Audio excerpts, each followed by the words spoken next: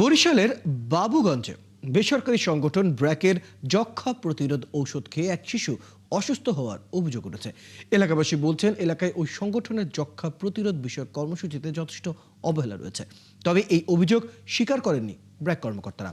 বিধান সরকারের পাঠানো তথ্য ও ছবিতে বিস্তারিত।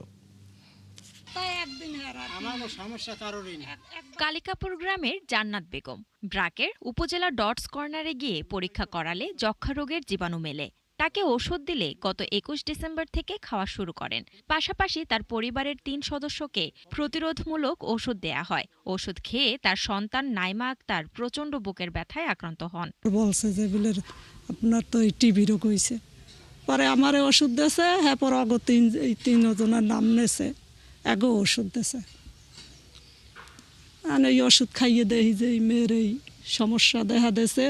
ওষুধ খাইয়ে আমার মাথা ঘুরাইতো, আর এই কালো কালো দাগ হওয়ার পরে এর ভিতর চুলকাইতো। তারপর ওই 2 দিন খাওয়ার পর বুকের ভিতর ব্যথা করতো 2 খেঁচার ভিতর। ব্র্যাক সেন্টার থেকে দেয়া প্রতিরোধমূলক ওষুধ খেয়ে কেবল বুকে ব্যথাই নয়, নাইমার শরীরে কালশিটে পড়ে এবং চোখে রক্ত জমে যায়। নাইমার বাবা দিনমজুর দেলোয়ার হোসেনেরও কিছু পার্শ্ব প্রতিক্রিয়া দেখা দিলে 2 সপ্তাহ পর তারা ওই ওষুধ খাওয়া বন্ধ করে দেন। ওষুধটা খাইলে একটু সমস্যা দেখা যায়, একটু ঘুরা, একটু বমি বমি হয়। এ নিয়ে ব্র্যাকের মাঠ সমন্বয়ক হাসান আলী বলেন, তাদের স্বাস্থ্যকর্মী না থাকায় ফাতেমা বেগম নামে এক প্রতিবেশীকে তদারকি করতে বলা হয়েছিল।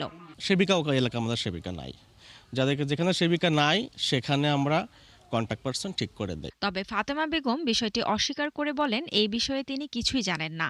ব্র্যাকের ওনরা বলছে যে একজনের দায়িত্বে ঔষধ খাইতে হবে, কিন্তু আমার সাথে দেখা হয় না, আমার কাছে রাখেও না। যার ওষুধ সেই খায় আর তার কাছেই আছে এখন পর্যন্ত। ওষুধ খাওয়ানোর অনিয়মের অভিযোগ প্রমাণ হলে প্রয়োজনীয় ব্যবস্থা নেওয়ার কথা জানান জেলার সিভিল সার্জন।